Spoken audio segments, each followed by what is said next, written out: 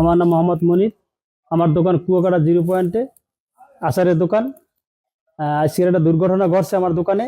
মাসুদ নামের একটা ভাই, আমার ছোট ভাই, ও করছে। ওর সাথে আমার সাথে দীর্ঘদিন ধরে কোনো ঝামেলা নাই, কিন্তু একটা দোকান ও কার সাথে কি নিয়েছে বলতে পারি না। ও বলছে যে আমি এই দোকান অন্য জায়গা দিয়ে আমি নিছি, এই লিজ নিছি। লিজ নেওয়ার পরে ও আমার দোকানের কর্মচারীর সাথে যাইয়া ইতে ঝগড়ায় বিবাদে জড়াইয়া ওই মাল কিছু ফালাই দিতেছে, এবং ও আমার ক্যাশ থেকে টাকা নিছে। কত নিছে ওইটা সঠিক আমি বলতে পারি না। ও আমার কর্মচারী বলছে 22,000 টাকা।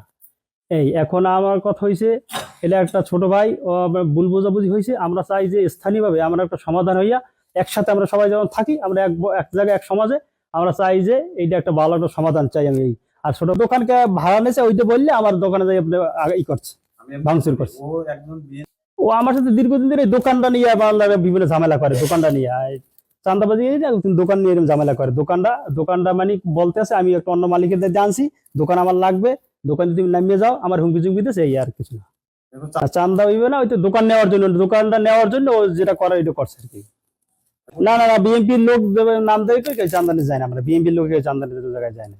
আর ওর চাওয়া ছিল আমার ওই দোকানটা ও নিয়ে দখল নিয়ে ও দোকান দেবে, ওর চাওয়া ছিল এইটাই। আমার যেটা আমার বুঝে আসে, আর আবদার ছিল এক জায়গা থেকে ডিড দিয়েছে, এই ডিডের জমি বুঝ পায় না, এটা আমার দ্বারা বারবার এটা কি করছে, আঘাত করছে।